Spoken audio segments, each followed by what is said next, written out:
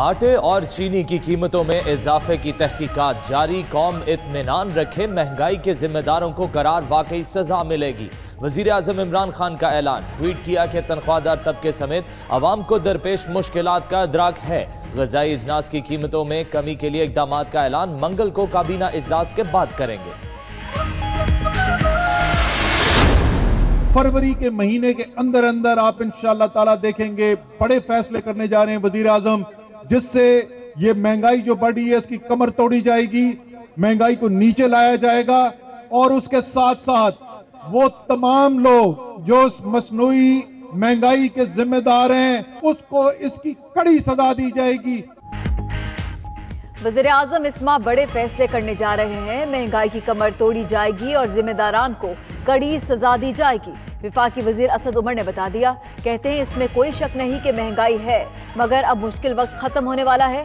मजीद बोले कि MQM वालों से कोई नाराजगी नहीं, दोनों जमातें कराची से होने वाली ज्यादती का अजाला चाहती हैं। विफाक सूबे में मजीद प्रोग्राम जल्द शुरू करेगा।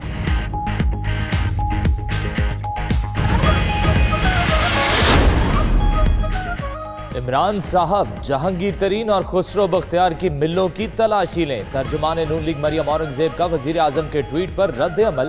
कहती हैं ड्रामे, तमाशे और झूठ से तब्दीली नहीं आ सकती है जो आप ले आए हैं। अब कौम को फौरी रिलीफ आपके घर जाने से ही मिल सकता है। इस्तीफा दें और जान छोड़ें। तो गरीब आदमी मजदूर है ना, उसके लिए तो बहुत जीना मुश्किल है। जो 500 रुपए की दिहाड़ी, बल्कि उसको दिहाड़ी कभी मिलती है कभी नहीं मिलती। कौमों की तकदीर एक दिन में नहीं बना करती, सालों लगते हैं।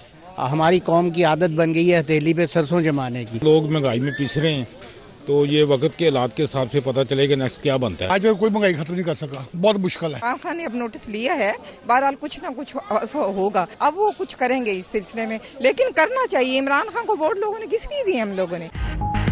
हुकूमती पॉलिसियां, दावे और वादे सब बेकार। आसमान से बातें करती महंगाई ने गरीब और मुतवस्सित तबके की कमर तोड़कर रख दी। घी 280 से 300 रुपए किलो, भिंडी 200 रुपए किलो, आटे का थैला 1000 रुपए, दाल माश 240, बेसन 140 रुपए और अदरक 330 रुपए किलो तक पहुंच गया। बैंगन 75 और टिंडे 70 रुपए किलो फरोख्त। सिंध हुकूमत का IG सिंध की मीडिया टॉक पर पाबंदी लगाने का इंदिया। सूबाई वजीर सईद गनी कहते हैं रूल्स के मुताबिक सरकारी अफसर की मीडिया से बात करने पर पाबंदी लगा सकते हैं। वफाक के साथ IG के मामले पर कानून से ज्यादा मुशावरत कर चुके, मगर सिंध को बार बार सौतेले होने का एहसास दिलाया जाता है। ऐसी रिवायत ना डालें कि दूसरे सूबों में भी अफसरान मुंतखब नुमाइंदों के खिलाफ बोले। अवाम को अपोजिशन पर और अपोजिशन जमातों को एक दूसरे पर एतबार नहीं। गवर्नर पंजाब चौधरी सरवर की सूबाई वज़रा से मुलाकात में गुफ्तगू। गवर्नर से सूबाई वज़रा राजा बशारत, अंसर मजीद और तैमूर खान ने मुलाकात की।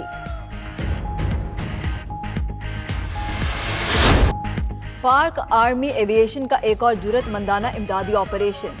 2 गैर मुल्की कोपेमाओं की जिंदगियां बचा ली। ISPR के मुताबिक अमरीकी कोपेमा डोनाल्ड एलन और फिनलैंड की लूटा हैरनिक को बल्तरो ग्लेशियर से निकाला गया। दोनों कोपेमा आलमी टीम का हिस्सा थे, मगर ब्रॉड चोटी सर करते वक्त बीमारी के बायस फंस गए थे।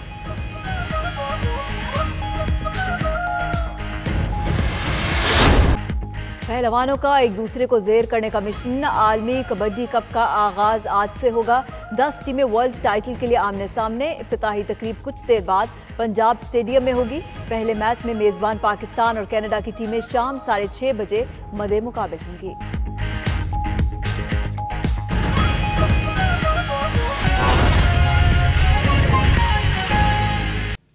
तो अवाम के अंदर जो मायूसी फैलाई जा रही है कि जिसको आपने रिफॉर्म्स के लिए चुना था, जिसको आपने वोट दिया था इन चोरों से पैसे निकलवाने के लिए, वो तो देखें सारे चोर जो है वो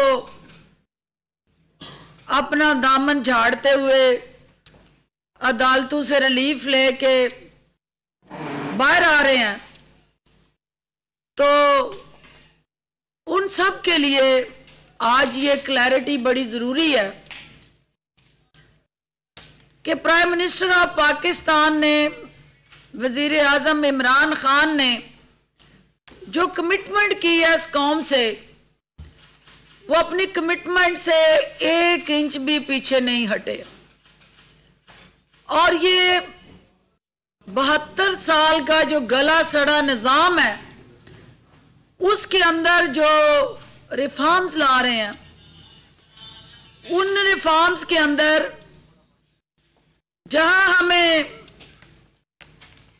मुख्तलिफ चैलेंजेस दरपेश हैं, क्योंकि जब आप किसी निज़ाम को बदलने के लिए निकलते हैं तो रेजिस्टेंस आती है। नेचुरल है कि जो जो उसके बेनिफिशरी होते हैं वो गठजोड़ कर लेते हैं, वो अपनी ताकत को यकजा कर लेते हैं, और फिर उन्हें पता होता है कि बकरे की माँ कब तक खैर मनाएगी।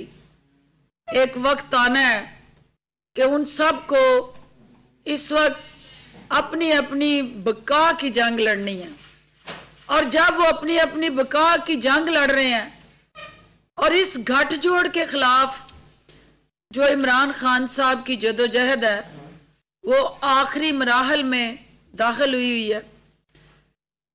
वो आपका प्रोसिक्यूशन का निज़ाम हो, वो आपका इन्वेस्टिगेशन सिस्टम हो, वो आपका अदालतों के अंदर गवाहों और सबूतों के साथ जुड़ा एक प्रोसेस हो, ये सारा एक वो अमल है जो जब से अंग्रेज यहाँ से गया, इस सब्जेक्ट को किसी ने टच ही नहीं किया था।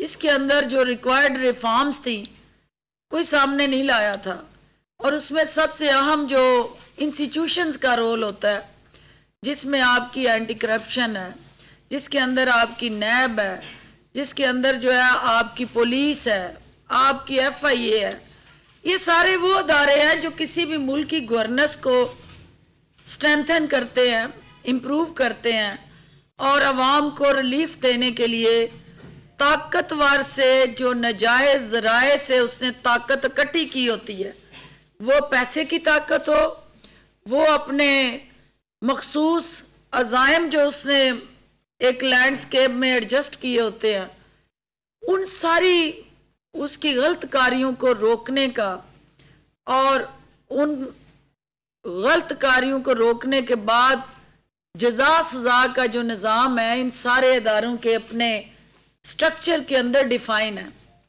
लेकिन बदकिस्मती से चूंकि यहाँ कभी एहतसाबुर रहमान साहब, सैफुर रहमान साहब, उनकी एक डोमेन कौम देखती है कि वो क्या करते रहे, फिर कहीं पसंद नापसंद का उस अदालती निज़ाम के अंदर मलिक कयूम साहब का जजिस को टेलीफोन करके मर्जी के फैसले लिखवाने का दौर भी अवाम देखते हैं, और फिर अल्टीमेटली कुछ मफामत और NROs की सियासत भी अवाम की नज़रों से ओझल नहीं रही। तो बदकिस्मती से वो अवाम जो